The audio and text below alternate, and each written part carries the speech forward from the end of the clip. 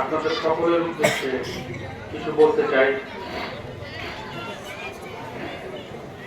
এখানে অনেক মানুষ উপস্থিত আছে, অনেক মানুষের মধ্যে অনেক তরিকতের মানুষ উপস্থিত এখানে আছে। কেউ চিস্তিয়া, কেউ কাকতিয়া, কেউ নাস্তাবান্দিয়া, কেউ মুজাদ্দিদিয়া, কেউ সরওয়ারিয়া, ওয়াসিয়া, নিজামিয়া। তার মধ্যে এখানে আছে হয়তো বা কেউ চন্দ্রপাড়া, কেউ ভান্ডার শরীফ, কেউ বালুরঘাট, তো আছেই। সব তরিকতের মানুষ এখানে উপস্থিত আছেন।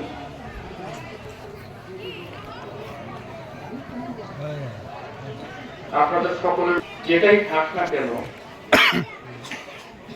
বা ধর্ম যেটাই থাক না কেন, তাদের গন্তব্য স্থান একটাই।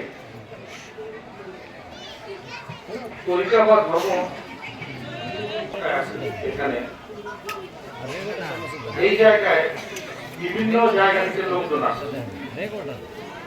ঢাকা থেকে নওয়া হয়ে কেউ আসছে, কেউ নদী ওই পার থেকে এখানে আসছে, কেউ বাবুরচর থেকে আসছে।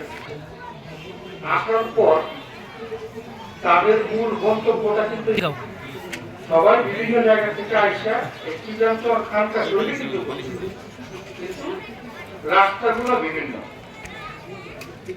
তো তরিকতের বিষয়টাও এরকম, ধর্মের বিষয়টা এরকম, যে যে ধর্মই পালন করছে, যে যে পীরের সান্নিধ্যে যাক না কেন, প্রত্যেকের উদ্দেশ্য একটাই, যে প্রভুর সান্নিধ্যে যাওয়া। সবাই প্রভুর আরাধনা করে। আর এটা বাইরে যদি কোনো কথা থাকে তাহলে সে তরিকতে যাওয়া ঠিক হবে না, আপনারা কেউ ওইখানে যাবেন না। কারণ আমাদের উদ্দেশ্য একটাই হওয়া উচিত যে প্রভুকে কিভাবে দেখা যায়, ওনাকে কিভাবে চেনা যায়, ওনাকে জানা এবং চেনার জন্যই আমরা এই তরিকতে পদার্পণ করেছি। আমরা যদি বেহেশতের জন্যই লোভ করতাম তাহলে আমরা পাঁচওয়াক্ত নামাজ, রোজা, হজ, কালাম সবকিছুই করতাম। কারণ নামাজ বেহেশতের চাই, বেহেশতের জন্য নামাজ, রোজা, হজ, জাকাত, ভালো ব্যবহার, কারো মনে কষ্ট না দেয়া, এগুলো করলেই পারি। কারণ তরিকতে যাওয়ার উদ্দেশ্যটা, তরিকতে যাওয়ার একটাই উদ্দেশ্য যে যেখানে গেলে আল্লাহ ওই মানে আল্লাহর বন্ধুদের সাথে সাক্ষাৎ হয়। আর আল্লাহর বন্ধু বলতে কাকে বোঝায়? যে আল্লাহর সাথে সরাসরি কানেক্টেড থাকে না। যেমন আমাদের রাসূল আকরাম সাল্লাল্লাহু আলাইহি সাল্লাম থেকে শুরু করে আজও পর্যন্ত নবী রাসূলদের শুরু করে যত ওলি আউলিয়া গাউস কুতুব আছে, তারা প্রত্যেকে আল্লাহর ওলি বা আল্লাহর বন্ধু। আল্লাহর বন্ধুদের সাথে যে আল্লাহর সেই সম্পর্কটা, এই সম্পর্কটা আমাদের আল্লাহর সাথে স্থাপন যাতে করা যায়, এটার জন্য আমাদের কাছে। এখন আমাদের বর্তমান সমাজে এরকম চলতেছে যে আমাদের কোনো কথাই প্রভু শুনতেছে না। আমরা যা কিছুই বলি, আল্লাহর কাছে যা কিছু চাই, প্রভুর কাছে যা কিছুই চাই, প্রভু আমাকে এটা দাও, আমাকে এইভাবে রাখো, ভালো রাখো, সুস্থ রাখো, সবল রাখো, যা কিছুই চাইতেছে, কিন্তু আমাদের কোনো কথাই কবুল হচ্ছে না। তো কেন এই কবুল হইতেছে না আমাদের? এটা কারণটা আমাদের খুঁজে বের করতে হবে। কেন আমাদের কথা কবুল হবে না? আমরা কি আল্লাহর বান্দা না? আল্লাহ কি আমাদের কথা শুনবে না? আমাদের কথা যদি না শুনে তাহলে আমাদেরকে পৃথিবীতে কেন পাবে? উনি যদি আমাদের কথাই না শুনে তাহলে আমাদেরকে পৃথিবীতে কেন পাঠাইছে? তো আমাদেরকে পৃথিবীতে ওই যে কারণে পাঠাইছে, আমরা ওইটাই ভুলে গেছি।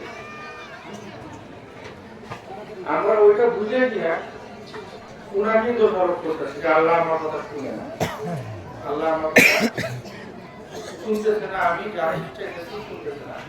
অথচ আমি যে কি করতেছি এটাকে আমি জানি, আমি কতটুকু সত্যবাদী, আমি কতটুকু পরোপকারী, আমি কতটুকু মহান, এই জিনিসটা কখনো আমরা চিন্তা করছি? একজন সত্যবাদী মানুষ যে জন্ম লগ্ন থেকে শুরু করে কখনো মিথ্যা কথা বলেনি, সে যদি একটা মৃত ব্যক্তিকে বলে যে তুমি উঠে দাঁড়াও, সে মৃত ব্যক্তি উঠে দাঁড়াতে বাধ্য। তার মুখের কথায় তার কোনো দোয়া সুরা কেরা কোনো কিছু রাখবে না, কারণ সে লোক সত্যবাদী। আর যিনি সত্যবাদী তার জবান মহান আল্লাহ পাক কখনো বৃথা হইতে দেয় না। আল্লাহ তার খাঁটি বান্দার যদি জবান সত্য হয়ে যায়, যে আমার বান্দা সারা জীবন আমার সত্যবাদিতা পালন করে আসছে, এখন যদি আমার ওই বান্দাটা যদি মৃত ব্যক্তিদের যদি বলে যে উঠা দাঁড়াও, এখন যদি আল্লাহ যদি জান না দেয়, তাহলে আমার এই বান্দার মুখের বাণীটা মিথ্যা হয়ে যাবে। আল্লাহ সত্যবাদীর বাণী কখনো মিথ্যা হতে দেয় না, মৃত ব্যক্তির ভিতরে জানতে দিতে পারে। তো আমরা কি কতটুকু সত্যবাদী হতে পারছি? পারি। যেমন আমাদের রাসূল একটা ঘটনা শোনেন। ওনার এক সাহাবা নতুন বিবাহ হয়েছে, বিবাহের সাথে সাথেই রাসূলের তরফ থেকে যুদ্ধের ঘোষণা এসেছে। এখনই ইসলামের জন্য যুদ্ধ করতে হবে। তো ওর বিবাহের সময় তার সাথে ঘোষণা হচ্ছে যে যুদ্ধে এখন যেতে হবে। তো যুদ্ধের জন্য সবাই প্রস্তুতি নিয়েছে। যে বিবাহ করলো, বিবাহ করে ওনার পরিবার ঠিক মতো দেখলো না, পরিবারের কাছে গিয়ে বললো যে আমাকে রাসূলের হুকুম হচ্ছে আমাকে যুদ্ধে গমন করতে হবে। তো রাসূলের হুকুমে সে যুদ্ধের দিকে যারা সব প্রস্তুতি নিতেছে, সেই মুহূর্তে তার পরিবার তার কাছে অনেক কান্নাকাটি করছে, আপনি থাকেন, আরো তো অনেক সাহাবা আছে তারা যাবে। সে বললো না, আমার হাবিব আমাকে রাখবে, ইসলামের জন্য যুদ্ধ, এটা আমার জীবন গেলেও আমি এখানে যেতে হবে। তো উনি যুদ্ধের জন্য প্রস্তুতি নিয়ে চলে গেছে। যুদ্ধে যাওয়ার পর যুদ্ধ শেষ করে জয়ী হয়ে সবাই আসতেছে। একটা যুদ্ধের মধ্যে কিন্তু সবাই কিন্তু ক্ষতবিক্ষত হয়। যারা জয়ী হয় তাদের কিন্তু অনেক মানুষ মারা যায়, জখম হয়, আহত হয়, নিহত হয়। তো যুদ্ধে যখন সবাই ওই দেশের লোকজন আসতেছে, তখন উনি দেখতেছেন কাঁপতেছে। একজন মৃত লাশ নিয়ে আসতেছে কারো বাসায় আহত অবস্থায় লোক আসতেছে। তো উনি খুব কাঁপতেছে ওই মহিলাটা, যে আমার স্বামীকে নতুন, আমার বিবাহ এখনো হয়নি। তো উনি অপেক্ষায় আছে যে আমার স্বামী কখন আসবে, কিন্তু তার স্বামী তো যুদ্ধে মারা গেছে। বাস্তবতা কি, তার ওই স্বামী নতুন, সে যুদ্ধে মারা গেছে। তো এটা কেউ জানে না, উনিও জানে না। যখন দেখতেছে যে রাসূল আকরাম সাল্লাল্লাহু আলাইহি ওয়াসাল্লাম আসছে,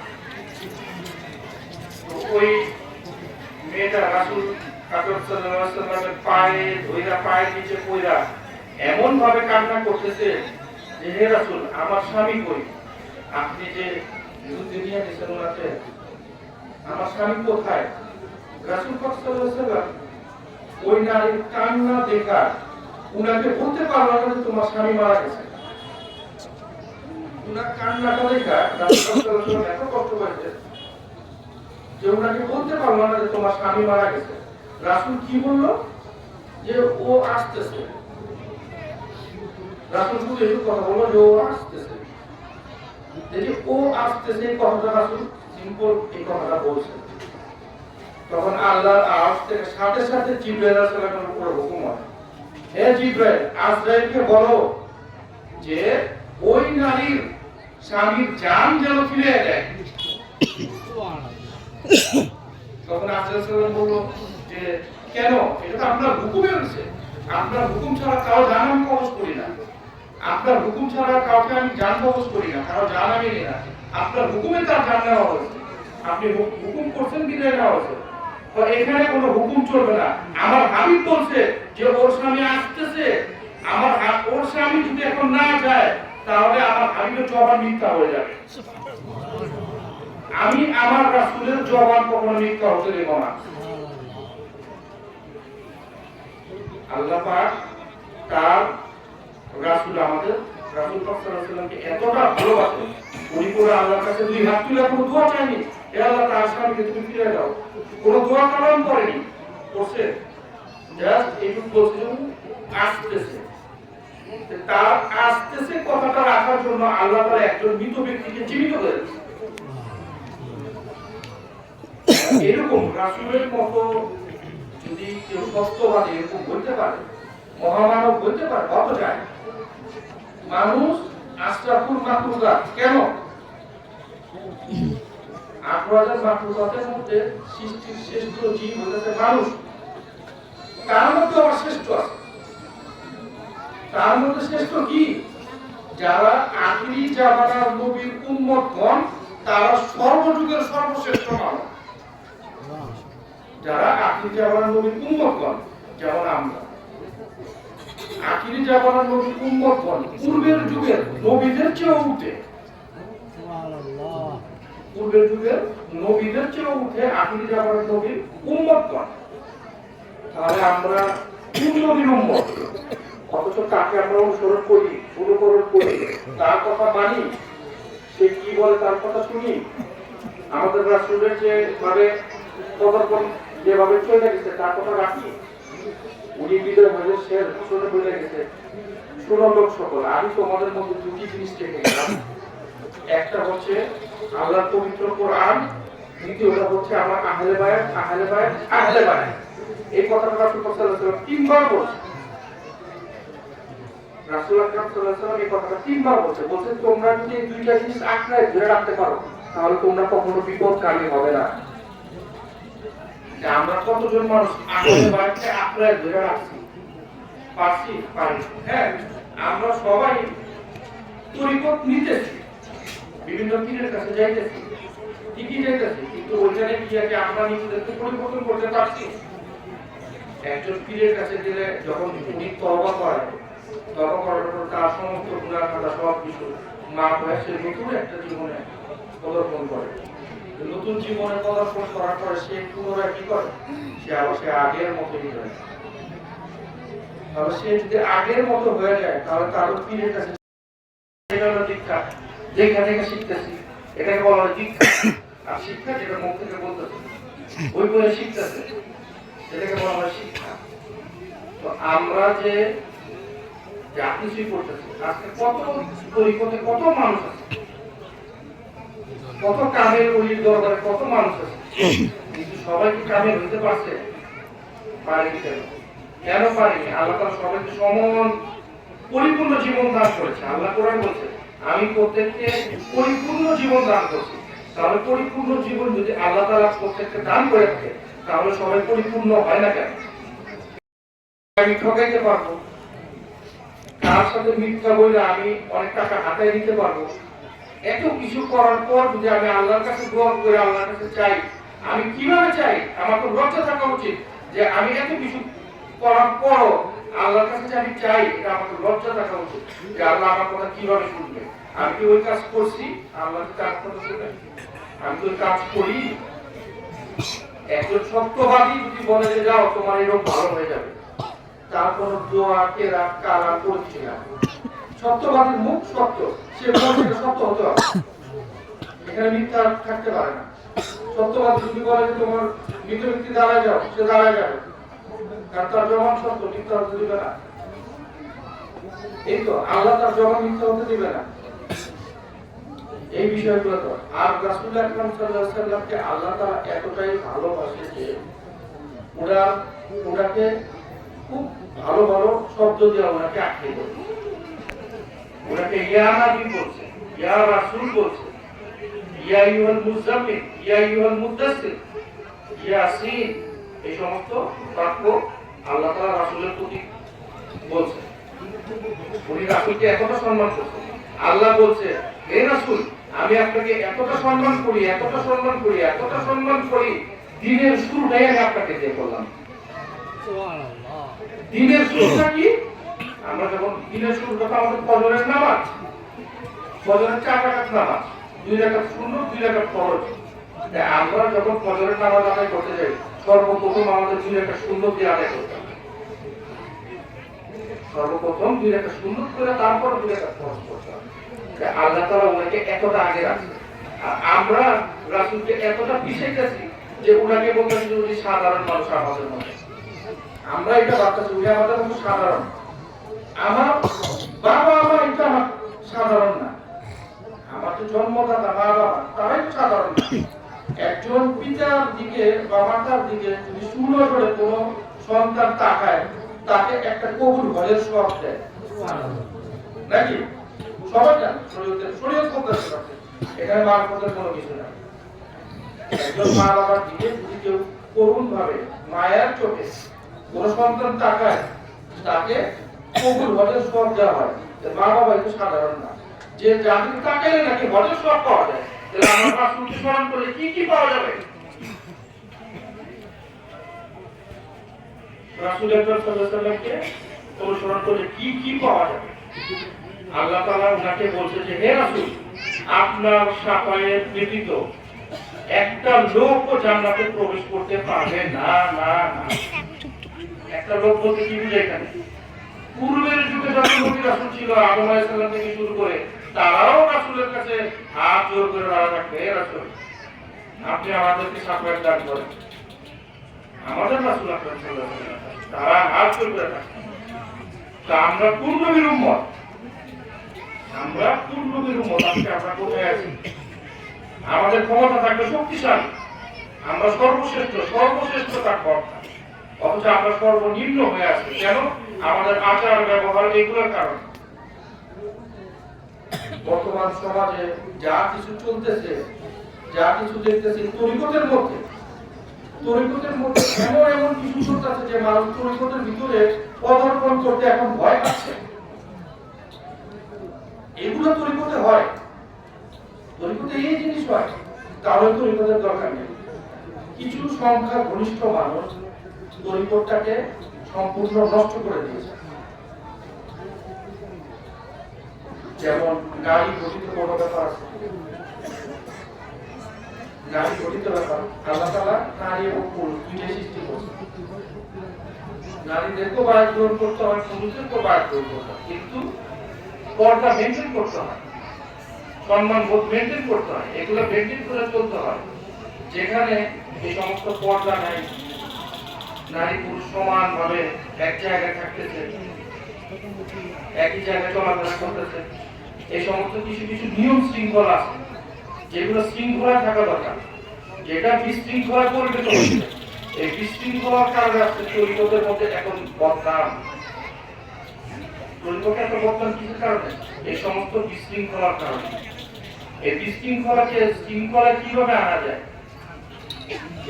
নিজেরা যদি না শুধরায় কখনো শৃঙ্খলা আসবে না। সবাই যারা এই ধরনের টেলিভিশনে জড়িত আছে তারাও কিন্তু জানে এটা খারাপ, তারা জানার পরও নিজেদের ফয়েজ মিলানোর কারণে মিথ্যা মিথ্যা আইন কানুন যুক্তি দেখায় মানুষকে পথভ্রষ্ট করতেছে। এই সমস্ত লোকের কারণে তরিকতটা, এই সমস্ত লোকের কারণে তরিকতটা আসতে বদনাম। কিন্তু মূলত রাসূলের রাস্তা এটা, মূলত আল্লাহকে পাওয়ার রাস্তাই এটা। এই রাস্তাটাকে নর্দমার দ্বারা করা হয়েছে। কাদের কারণে? এই সমস্ত ভক্তবৃন্দের কারণে। এখানে ইহদিনাস সিরাতাল মুস্তাকিমের কথা বলছে সূরা ফাতিহার মধ্যে। ইহদিনাস সিরাতাল মুস্তাকিম, সরল সঠিক পথে যেতে বলছে আল্লাহ তাআলা। বলতেছে সরল সঠিক পথে যাও। কাদের পথে? সিরাতাল লাযিনা আনআমতা আলাইহিম গায়রিল মাগদুবি আলাইহিম ওয়ালাদ-দাল্লিন। তাদের পথে যাদের প্রতি আপনার অনুগ্রহ নাযিল হয়েছে, তাদের পথে নয় যাদের উপর আপনার গজব নাযিল হয়েছে। ইহদিনাস সিরাতাল মুস্তাকিম কি? সূরা ফাতিহার একটা আয়াত, একটা অংশ। আমরা সূরা ইখলাসটা যদি পড়ি, কুল হুয়াল্লাহু আহাদ আল্লাহুস সামাদ লাম ইয়ালিদ ওয়া লাম ইউলাদ ওয়া লাম ইয়াকুল লাহু কুফুয়ান আহাদ। আমাদের এই সূরা ইখলাসটার মধ্যে কুল হুয়াল্লাহু আহাদ, আল্লাহ এক অদ্বিতীয়, তার কোনো শরীক নাই, তার সমতুল্য কেউ নাই, তিনি কাউকে জন্ম দেয়নি, তাকে কেউ জন্ম দেয়নি, তার সমকক্ষ কেউ হতে পারে না। এই সূরাটার মধ্যে কি আছে? সম্পূর্ণ আল্লাহর গুণগান, আল্লাহর মর্যাদা। নাকি এখানে বান্দার কোনো কিছু আছে? নাই, সম্পূর্ণ আল্লাহর প্রশংসা। আল্লাহ এক অদ্বিতীয়, তার কোনো শরীক নাই, তিনি কাউকে জন্ম দেয়নি, তাকেও কেউ জন্ম দেয়নি। তার সমতুল্য কেউই নাই। সূরা ইখলাস এটাই তো আছে না, কিন্তু সূরা ইখলাসটা আমাদের নামাজের মধ্যে কমন না, কমন না। আপনি সূরা ফাতিহাটা কমন, এমন কোন নামাজ নাই যেখানে সূরা ফাতিহা না পড়তে হয়। সূরা আমরা সর্বনিম্ন নামাজ হচ্ছে 2 রাকাত, সর্বনিম্ন নামাজ 2 রাকাত। 2 রাকাত নামাজ যদি ভাগ করেন 1 রাকাত করেন, 1 রাকাত তো কোনো নামাজ হয় না, হয় না। তো 1 রাকাত নামাজও আপনি পড়তে পারবেন না সূরা ফাতিহা ব্যতীত। 1 রাকাত তো কোনো নামাজ হয় না, সর্বনিম্ন 2 রাকাত। 1 রাকাত নামাজ আপনি সূরা ফাতিহা ব্যতীত পড়তে পারবেন না। তাহলে সূরা ফাতিহাকে কেন কমন করা হলো? ওই যে সূরা ফাতিহার মধ্যে আছে ইহদিনাস সিরাতাল মুস্তাকিম, আল্লাহর ওলিদের কথা বলছে এখানে, তাদের পথে যাও, তাদের পথে গেলে আমি আল্লাহকে পাবা, অন্যথায় পাবা না। আল্লাহ তো তার যে সুনাম বর্ণনা সূরা ইখলাসে ছিল, ওইটা তো আমাদের মধ্যে কমন করতে পারতো, উনি এটা কমন করেনি। উনি কমন করছে সূরা ফাতিহা। সূরা ফাতিহায় ইহদিনাস সিরাতাল মুস্তাকিমের কথা আছে, ওলিয়াদের কথা আছে, গাউস কুতুবদের কথা আছে। এই লাইনে গেলে তোমরা আমি আল্লাহকে পাবা, উনাদের পথে গেলে আমাকে পাবা, সব কিছু জানতে পারবা। উনাদের ধরো, উনাদের কাছে যাও। সূরা ফাতিহার 10 নম্বর আয়াতের মধ্যে আছে ইন্নাল লাযিনা ইউবাইয়ুনাকা ইন্নামা ইউবাইয়ুনাল্লাহা ইয়াদাল্লাহি ফাওকা আইদিহিম। সূরা ফাতিহার 10 নম্বর আয়াত কোরআনে। ওটার মধ্যে আছে হে রাসূল, আপনি লোকের হাতে হাত দিয়া বায়াত গ্রহণ করান, ইসলাম ধর্ম গ্রহণ করান। আপনি যাদেরকে হাতে হাত দিয়ে বায়াত গ্রহণ করাইতেছেন, ওই হাত আপনার হাত না, ওই হাতের মধ্যে আমি আল্লাহর হাত আছে। আপনি যাকে ইসলাম ধর্ম গ্রহণ করাইলেন, স্বয়ং আল্লাহ তাকে ইসলাম ধর্ম গ্রহণ করাইলেন।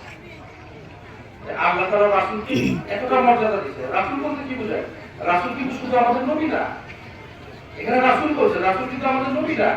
রাসূল যুগে যুগে অবতরণ হইতেছে, বর্তমানেও আছে, ভবিষ্যতেও থাকবে। নবুয়তের সমাপ্তি হয়েছে, সমাপ্তি না, নবুয়ত শেষ। নবুয়তের সমাপ্তি না, নবুয়ত শেষ। আমাদের নবীর পর আর কোন নবী নাই। আমাদের কি বলতে হবে? আমাদের নবীর পর আর কোন নবী নাই, বা নবুয়ত বন্ধ হয়ে গেছে, এই কথা বলা যাবে না। বন্ধ হয়ে গেছে মানে কি? স্টকে আল্লাহর আরো আছে, আল্লাহ পাঠায়নি। বন্ধ হয়ে গেছে মানে কি? আল্লাহর স্টকে আরো নবী আছে, কিন্তু আল্লাহ পাঠায়নি। এটা না, কিন্তু এটা না, নবুয়ত শেষ। আমাদের রাসূলের পরে আর কোন নবী নাই, আল্লাহ তাআলা বানায়নি।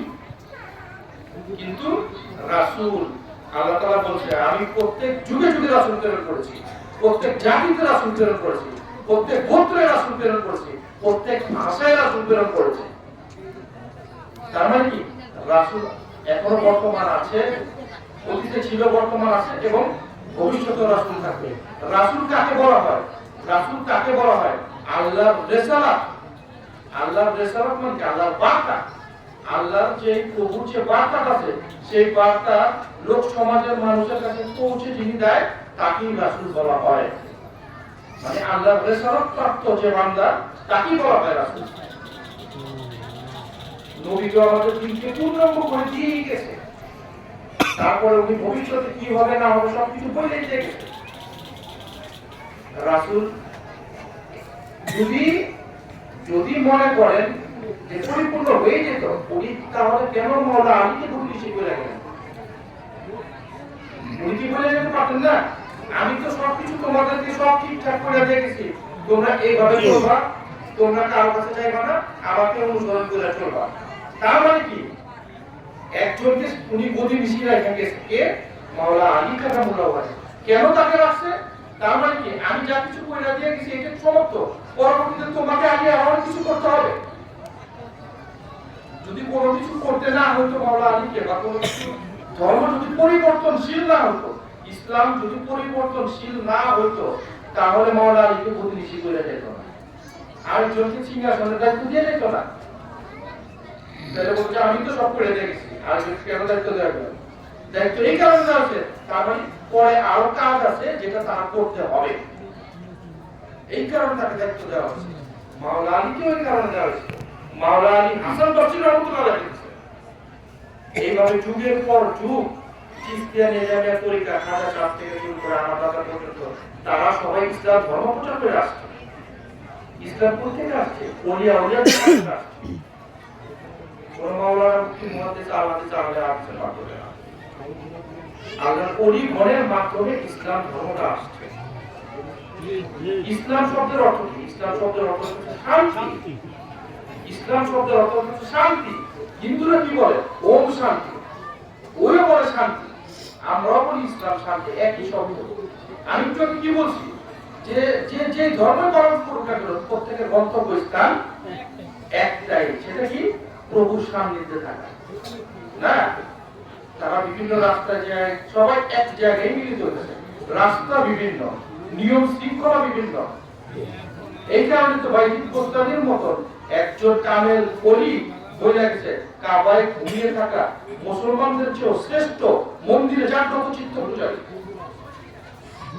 পূজারীকে উনি হাইলাইট করছেন, মানে কি? কাবায় ঘুমিয়ে থাকা মুসলমানদের চেয়েও শ্রেষ্ঠ মন্দিরে জাগ্রত চিত্ত পূজারী। তার মানে কি? যে জায়গায় জায়গায় আল্লাহর ধ্যান করে, পূজা করে, কার? পরম সত্তা, পরমাত্মা। হিন্দুকে কে বানাইছে? আমরা বানাইছি। মুসলমানকে কে বানাইছে? আমরা বানাইছি। আল্লাহ তো সর্বপ্রথম আদমকে সৃষ্টি করছে, নাকি? ধর্ম বানাইছে কারা? আমরা। আল্লাহ কি ধর্ম দিছে? আল্লাহ যে ধর্মটা আমাদেরকে দিছে, কি দিছে আল্লাহ ধর্ম? শান্তি। প্রত্যেকের ধর্ম কি? শান্তি। আমাদের মুসলমানদের ধর্ম কি? শান্তি। হিন্দুদের ধর্ম কি? শান্তি। বৌদ্ধদের ধর্ম কি? শান্তি। খ্রিস্টানদের ধর্ম কি? শান্তি। প্রত্যেকের ধর্ম একটাই, সেটা হলো ইসলাম। সবার বুঝে হয়েছে?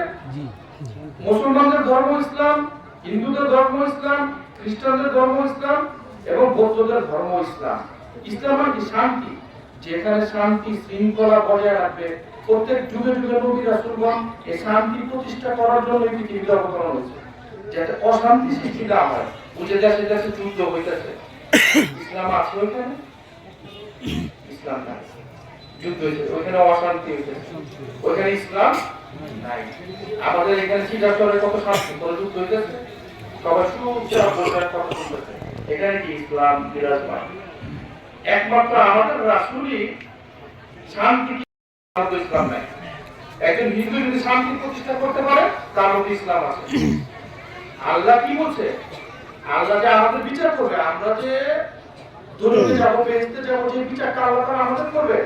আল্লাহ কি বলছে? আমি হিন্দুদের বিচার করব না, মুসলমানদের বিচার করব, আমি বৌদ্ধদের বিচার করব না, খ্রিস্টানদের বিচার করব। আল্লাহ কি বলছে? ওমা খালাকতুল জিন্না ওয়াল ইনসা ইল্লা লিয়াবুদুন। কোরআনের মধ্যে কি বলছে? ওমা খালাকতুল জিন্না ওয়াল ইনসা ইল্লা লিয়াবুদুন, মানে আমি জিন এবং ইনসানকে সৃষ্টি করছি একমাত্র আমার ইবাদতের জন্য, এবং বিচার ওই জিন এবং ইনসানের করবে, কোন ধর্মের বিচার সে করবে না। ধর্ম বানাইছে কে? আমরা। আল্লাহ দিছে কি? শান্তি। আল্লাহ সৃষ্টি করছে কি? আদম। আদমের থেকে সব আমরা আসছি না, আমরা সব আদম থেকে আসছি, আমরা এসে সৃষ্টি করছি এই ধর্ম ওই ধর্ম। আল্লাহ কি বানাইছে? পৃথিবী। আল্লাহ কি সৃষ্টি করছে? পৃথিবী। আমরা কি বানাইছি? উত্তর আমেরিকা, দক্ষিণ America, Japan, London, Bharat, Pakistan. Allah বানাইছে। আল্লাহ বলছে কোরআনে, পাকিস্তান, ভারত, জাপান, এগুলা কি বানাইছে? এগুলো বানাইছে আমরা। আল্লাহ দিছে পৃথিবী, ওটা ভাগ করতে করতে আমরা বানাইছি। আল্লাহ দিছে ধর্মে একটা শান্তি, আমরা ভাগ করতে করতে বৌদ্ধ, খ্রিস্টান, হিন্দু, মুসলমান, কে বানাইছে? আমরা বানাইছি। আল্লাহ এগুলা বানায়নি। আল্লাহ সংক্ষিপ্ত দিছে, শর্টকাট, যে তোমরা এইভাবে চলো আমাকে পাবা, এইভাবে চলো জান্নাত পাবা, ওইভাবে চলো দোজখে যাবা। সম্পূর্ণ সবকিছু আল্লাহ কোশ্চেন আউট করে দিছে। আমরা পরীক্ষার আগে একটা কোশ্চেনের জন্য কত চেষ্টা করি যে এক রাতে কিন্তু কোশ্চেনটা পাই, কালকে সকালে পরীক্ষাটা পুরো ভালো হবে। অথচ আল্লাহ জন্মান্তর প্রশ্ন আউট করে দিছে, তুমি এইভাবে চলবা জান্নাত পাইবা, এইভাবে চলবা দোজখ পাইবা, এইভাবে যাইবা আমি আল্লাহকে পাইবা। ইহদিনাস সিরাতাল মুস্তাকিমের পথে যাবা, আমি আল্লাহকে তোমরা পাইবা। তো আমরা কি ইহদিনাস সিরাতাল মুস্তাকিমের পথে যাই ঠিকই, ওই জায়গায় যাওয়ার আবর্জনা সৃষ্টি করে আছে। এই কারণে তরিকতটা হইতেছে আল্লাহ পাওয়ার মূল একটা কারখানা, মানুষ তৈরির একটা কারখানা। মানুষ জন্ম নিলে কিন্তু মানুষ হয় না। জন্ম নিলে একটা বাচ্চা শিশু হয়, সে কিন্তু মানুষ না। একটা সন্তান যখন মাতৃগর্ভ থেকে জন্ম নেয়, সে একটা শিশু থাকে, তার কোনো ধর্ম থাকে না, তাকে মুসলমান হইতে হয়। মুসলমান ঘরে জন্ম হইলে সে মুসলমান না, তাকে মুসলমান হইতে হয়। যদি জন্ম নিলে মুসলমান হতো, তাহলে আল্লাহ তাআলা কোরআনের মধ্যে কেন বললো হে ঈমানদারগণ? ঈমানদারগণকে বলছে। ঈমানদারগণ কারা? যারা আল্লাহর প্রতি ঈমান আছে, রাসূলের প্রতি ঈমান আছে, রাসূলের প্রতি ঈমান আছে, কিতাবের প্রতি ঈমান আছে, কিতাবের প্রতি হায়াত এবং মওতের প্রতি ঈমান আছে, তাকদীরের ভালো মন্দের প্রতি ঈমান আছে, তাদেরকে আল্লাহ বলতেছে ইয়া আইয়ুহাল্লাযীনা আমানু, হে ঈমানদারগণ, তোমরা প্রকৃত মুসলমান না হয়ে মৃত্যুবরণ করো না। তার মানে কি?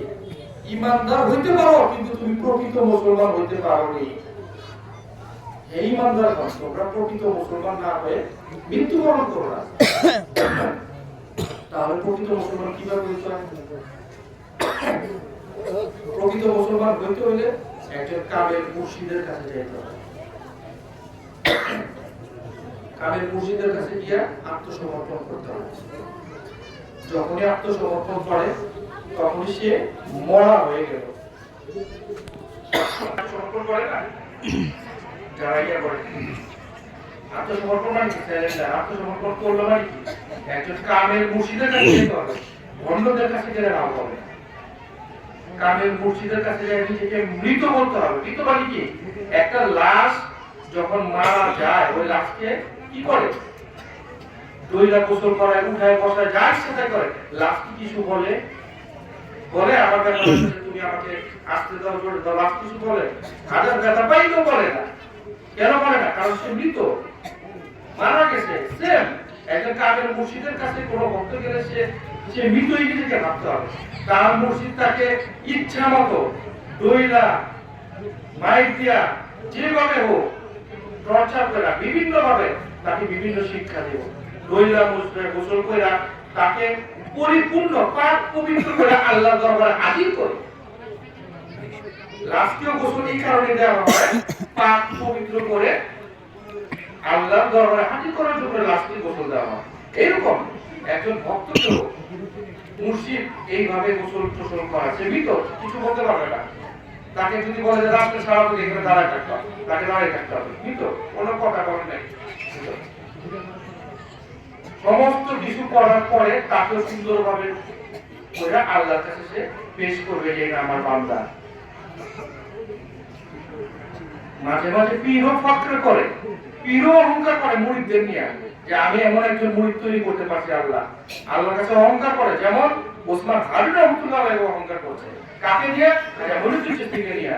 ওসমান হারুন রহমতুল্লাহ আলাইহি যখন জিজ্ঞেস করছে তার কি হাজী শরীফ জিন্দানি রহমতুল্লাহ আলাইহি, উসমান খাজা বাবা পিছনে উসমান হারুনি রহমতুল্লাহ, উসমান হারুন রহমতুল্লাহ আলাইহি পিছনে হাজী শরীফ জিন্দানি রহমতুল্লাহ আলাইহি।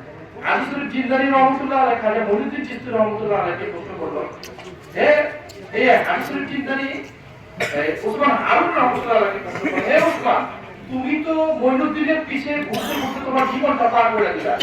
আসরের ময়দানে যখন প্রভু তোমাকে জিজ্ঞেস করবে যে তুমি কি কামাই করে আনলা, তোমার তো এরকম কামাই তুমি করতে পারোনি, যা কাজ করবা তুমি এই মঈনুদ্দিনের পিছে তোমার সময় ব্যয় করে দিছো।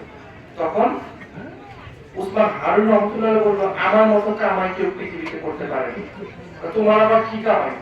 তখন উসমান হারুন রহমতুল্লাহ বলছে, আসরের ময়দানে যখন আল্লাহ তাআলা আমাকে জিজ্ঞেস করবে যে তুমি দুনিয়াতে থেকে কি কামাই করে আনছো, তখন আমি আমার মঈনুদ্দিনকে হাতে ধরে আল্লাহকে দেখা দিব যে আমি মঈনুদ্দিন চিশতিকে তৈরি করে আনছি, এটাই আমার কামাই। সুবহানাল্লাহ।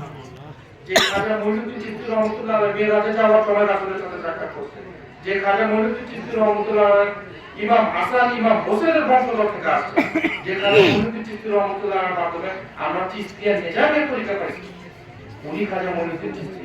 উনি আমরা দেখেন খাজা মঈনুদ্দিন চিশতিকে আমরা চিনি না, খাজা বাবাকে চিনি না। কেন চিনি না? অনেকে অনেক কথা বলে খাজা ভণ্ড, নাউজুবিল্লাহ নাউজুবিল্লাহ। যে খাজা বাবাকে ভণ্ড বলে সে মুসলমান থেকে সাথে সাথে বিতাড়িত হয়ে যাবে সে মুসলমান থেকে, যে খাজা মঈনুদ্দিন চিশতিকে ভণ্ড বলবে। কেন? দেখেন কিভাবে খাজা মঈনুদ্দিন চিশতি রহমাতুল্লাহ আলাইহি সমগ্র এশিয়া মহাদেশের মধ্যে, সমগ্র এশিয়া, শুধু বাংলাদেশ না, সমগ্র এশিয়া মহাদেশের মধ্যে যদি কেউ নিজেকে মুসলিম বলে দাবি করে, ওটা প্রধান কারণ হচ্ছে খাজা মঈনুদ্দিন চিশতি রহমাতুল্লাহ। শুধু বাংলাদেশ না, পাকিস্তান, ভারত থেকে শুরু করে সব, যদি নিজেদেরকে কেউ মুসলমান বলে দাবি করে, তাহলে ওইটার মূল খাজা মঈনুদ্দিন চিশতি রহমাতুল্লাহ। কেন? এখন বিবরণ আমাকে দিতে হবে, মন করা কই দিতে হইব খাজা।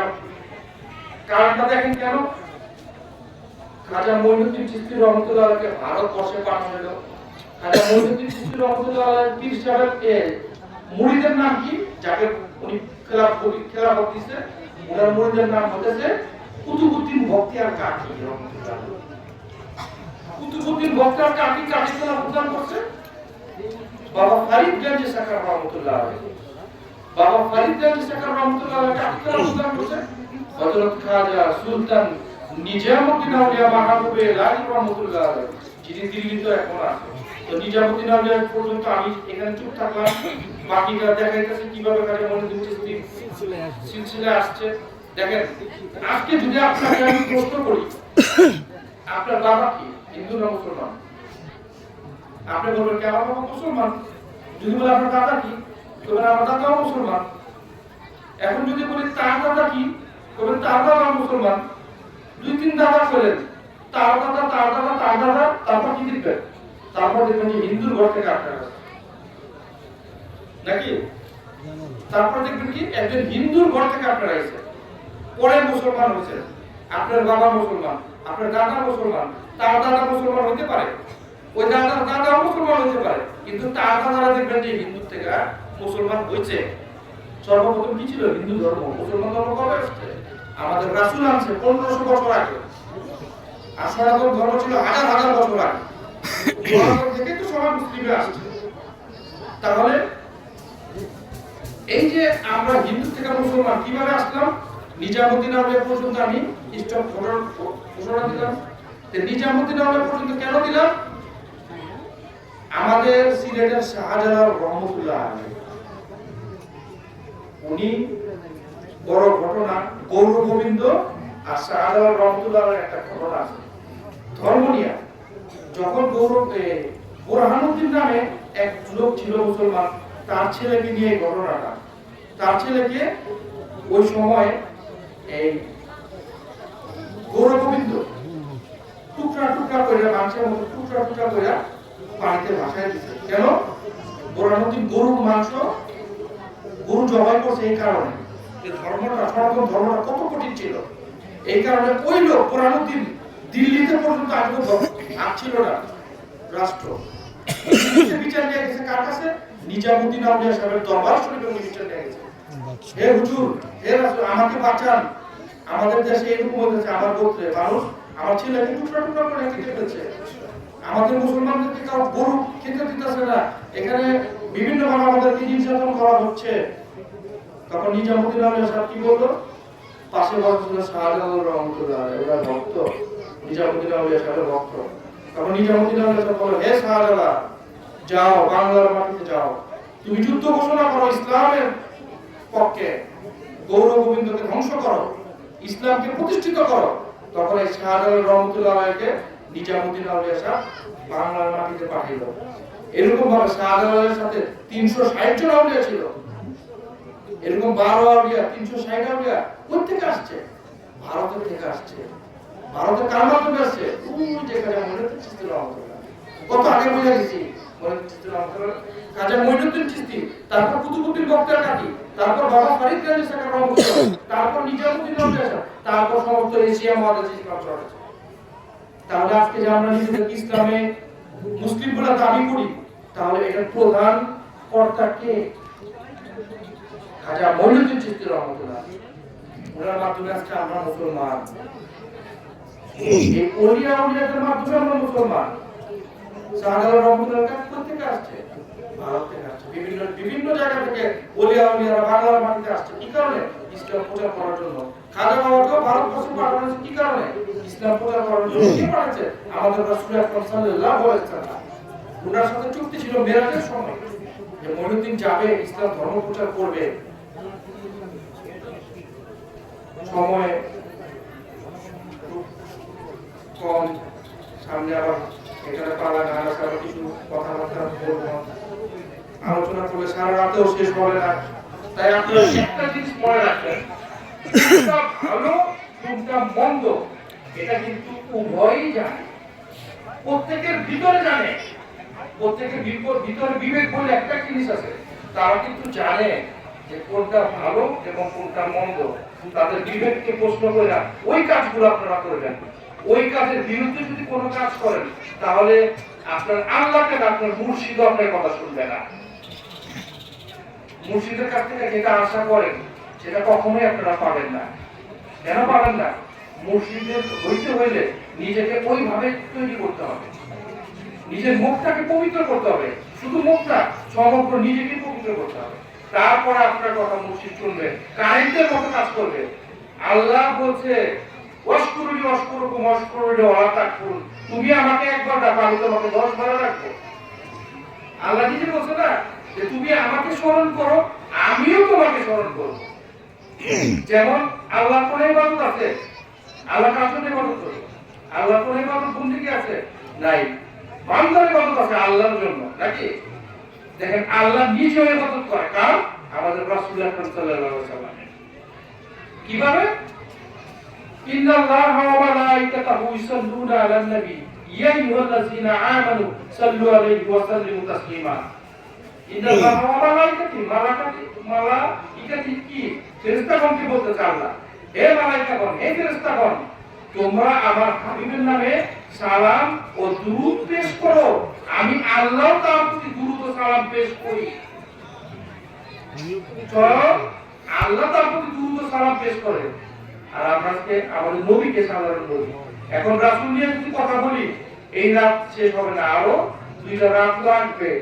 তাই এখন আর কথা বাড়াইলাম না, সময় খুব শর্ট, সামনে এখানে গান হবে। আপনারা সবাই একটা জিনিস মনে রাখবেন, ভালো এবং মন্দ এই জ্ঞানটা অন্তত আল্লাহ তাআলা আপনাদেরকে দিয়ে দিয়েছে। এটা যে বিচার করবেন আমি যে কাজটা করতেছি সেটা কি ভালো, এটা ফলটা কি ভালো আসবে, আমি যে কাজটা করতেছি সেটা কি ভালো না মন্দ। এই ভালো মন্দ যখন আপনি বিবেকে বলবেন এটা ভালো না, ওটা থেকে বাদ দিবেন। বিবেক যদি বলে এটা ভালো, এটা করবেন। এইটুকু জ্ঞান আল্লাহ তাআলা কিন্তু নক করার মতো প্রত্যেকটা মানুষের দিয়েছে, একটা বাচ্চাকেও দিয়ে দিয়েছে। আর আপনারা তো অ্যাডাল্ট মানুষ, আপনারা মন্দ যাই না ও গোপন রাখা খারাপ কাজে লিপ্ত হইতেছে। তরিকতকে আর বদনাম করেন না। এটা ইহদিনাস সিরাতাল মুস্তাকিমের পথ, এই পথকে আর আপনারা বদনাম করেন না। এটাকে কিভাবে পূজা করা যায়, কিভাবে এটাকে সম্মান মর্যাদা দিতে হয়, সেই কাজগুলো আপনারা করেন। তাহলে আপনারা আরো মর্যাদাশীল হবেন, মানুষের কাছে সম্মান পাবেন, মানুষ আপনাদেরকে সম্মান করবে। এই বলে আমার কথা শেষ করলাম। কথার মধ্যে যদি কোনো প্রকার ভুল ত্রুটি হয়ে থাকে আপনাদের কাছে আমি ক্ষমা প্রার্থী। ওয়া আকির দাওয়ানা আলহামদুলিল্লাহি রাব্বিল আলামিন।